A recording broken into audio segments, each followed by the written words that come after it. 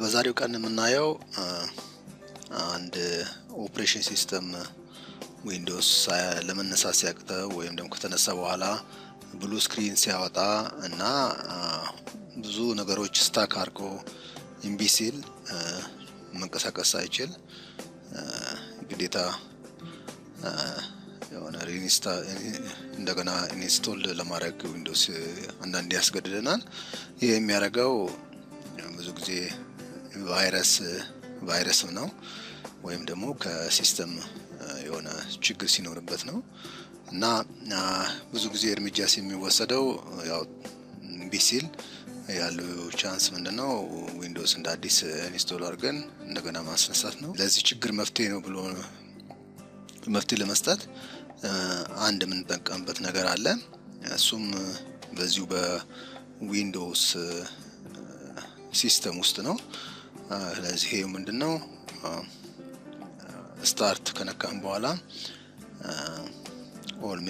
ኦል ፕሮግራምስ አክሰሰሪስ ከዛ ኮማንድ ፕሮሞት የሚለው ነው። እሱ ላይ ቆመን በቀኝ ማውዛችን ክሊክ ስናደርግ ራናስ አድሚኒስትሬተር ነው የሚሆነው። ኦኬ ብለን እንከፍታለን። ለዚህ የምንጽፈው ኮማንድ ይሄንን እንዲሰራለን SFC ስፔስ እናደርገውና ስላሽ አርገን ስካን ናው የሚለው ኮማንድ መጣና ኢንተር እንለዋለን። አሁን እንግዲህ ይሄን ቬሪፋይ እና አሁን ያው ቬሪፊኬሽን ፐርሰንት ጀምሯል። ይሄንን እየሰራ እንደዚህ ያረገ ቼክ እያረገ ይሄዳል። እንግዲህ ብዙ ጊዜ ይሄን ነገር በትክክል ይሄ ኮማንድ በትክክል የሚሰራው በላይሰንስ በሆነው ኦፕሬሽን ሲስተም ነው። በሌሎቹ ከሆነ ግን መሞከሩ እንትን አይደለም፣ ውጤት አይሰጥም። ምናልባት ላይሰንስ የሆኑ ብቻ ነው ይሄንን ኮማንድ መጠቀም የሚፈልጉት ማለት የሚጠቀሙ ኮማንድ ራን የሚያደርገው።